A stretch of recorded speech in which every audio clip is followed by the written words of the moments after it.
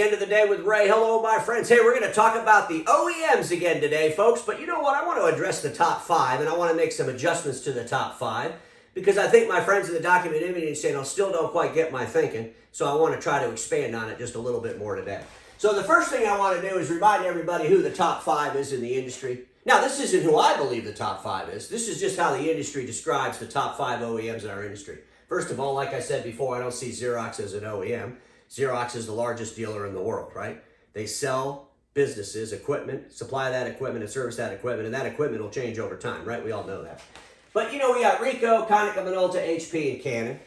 And like I said, Xerox, you know, I've already taken them out of the top five because they're just a big, giant dealer, the largest dealer in the world. They can sell anybody's products. They'll go to any OEM they want and say, make our stuff, put our name on it, we're going to go out to the marketplace. That's what'll happen, folks. Just stay tuned. So let's talk about some realities. And I don't try to read this screen because I put some numbers up here. Those numbers are for me so I can share a story with you. But folks, you know, we got to start addressing the fact that we consider Konica Minolta one of the top fives. And I think Konica Minolta has some serious threats to lose their position in that space. And I don't think it'll be long before my friend Frank Canada even does a video on one of his Fridays with Franks and talks about how we should be giving more respect to Sharp and Kyocera. So I'm going to do it first here today on the end of the day with Ray. Folks, I just want to share some quarterly numbers. This is for the quarter ending in June, right? Our friends over at Sharp, the total company did 611.5 billion yen. 611.5 billion yen was the revenue for the quarter for Sharp, the whole all in, okay? The print business in that 8K ecosystem business unit was 137.5 billion yen. Those are big numbers, folks, right? So now I want to give you the billions of yens that our friends over at Konica did. The entire conglomerate, all in, for the quarter was 229.9 billion yen. You can clearly see that Sharp is 3 times the size of Konica Minolta, all in.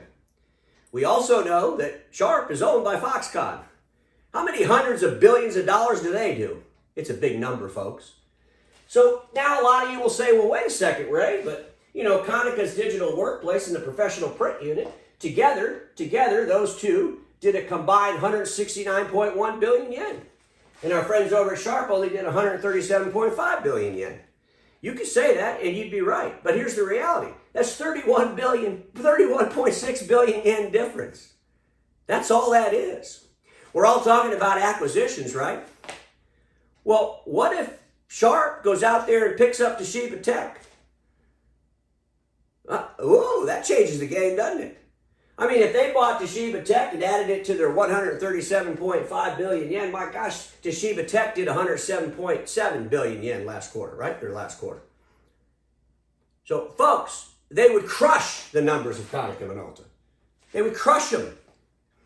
And we know that there has to be consolidations. We already know that Sharp already bought some of Toshiba's assets once before, right? Why wouldn't they do it again? We already know that they wouldn't even have to go borrow the money because Foxconn could write the check, right? So they're in a great position. And the other reason why I think we need to be giving Sharp more respect is simple, folks. They have technologies that'll take our end users to the future. And they have those technologies today. They have this interactive technology like I use here. Ladies and gentlemen, this technology is getting started. It's just getting started. So like I said, I think we need to share a little bit more respect with our friends over at Sharp when we start comparing the OEMs in the marketplace. Because sometimes you got to look past what's in front of you. You got to look past the horizon because that's usually where innovation is found. Let's look at our friends over at Kyocera. Kyocera, total company's revenue for the quarter, 420.7 billion yen. Again, double the size of Konica. Double. Now, you're going to say, hey, their document solutions unit only did 86 billion yen. But I'm going to say this, their communications unit did 55.2 billion yen. Folks, it's not really hard to imagine that the communications unit and the business sprint unit and process unit, this all comes together somehow. Isn't it? We also realize that Kyocera is a big company. They got a lot of money.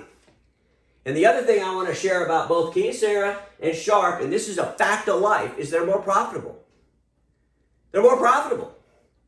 We can't be running around with a 1 or 1.5% operating profit. We got to get them up there, right?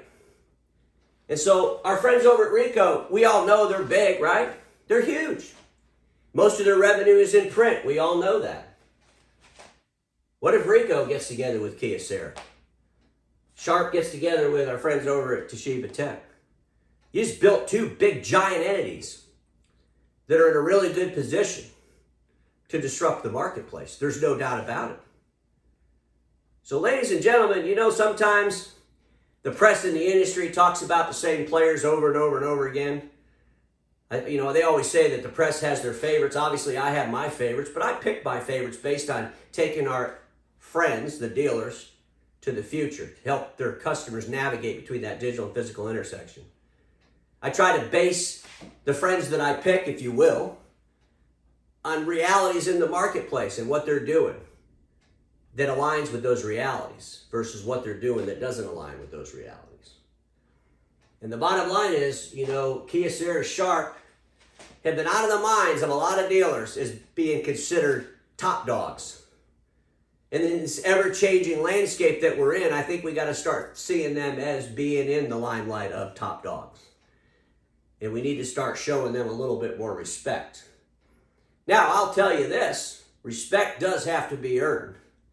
And in this ever-changing marketplace, I want to see some bold action from our friends over at Kyocera and our friends over at Sharp.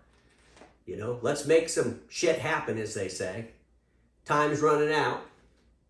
And you know, as far as our friends over there at Xerox, they're in a great position. They've been in a great position. They can wait out the OEMs kind of combating each other. But they know that they have the footprint to deliver products and supply those products and service those products to end users all over the world. They have the footprint to do it. The question is, what products will they deliver to the end users, supply and service? How will their Care AR platform change the game and the landscape? Ladies and gentlemen, we just got to talk about these things because we don't talk about them near enough. We want to go to appeasement seminars. We want to talk to each other about how things are never going to change. I did that video yesterday and I talked about how Kyocera came to the marketplace with the subscription printing. You know, folks, it was only a matter of time. The whole world's doing it. I don't agree with every aspect of subscription printing, so I want to make that very clear. I think people are insane trying to think they're going to sell subscriptions in people's houses, and we'll see that all fall apart with HP one day. But in the businesses that you all service and sell, subscription models, flat rate models are just relevant, absolutely relevant to the way those buyers buy. And it just amazes me that I still hear dealers arguing about this, trying to figure out all the reasons why it won't work instead of trying to figure out the reasons it could work. You know, why should it work? Why should it work? Innovation never starts with how, it starts with why.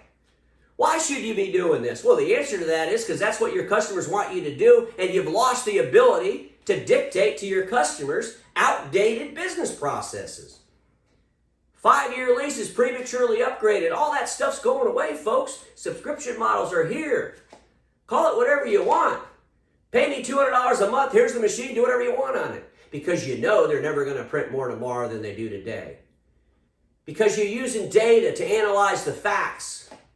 You're not using emotion to dismiss the facts that you didn't analyze. Too many people are using emotion to dismiss the facts they never analyzed.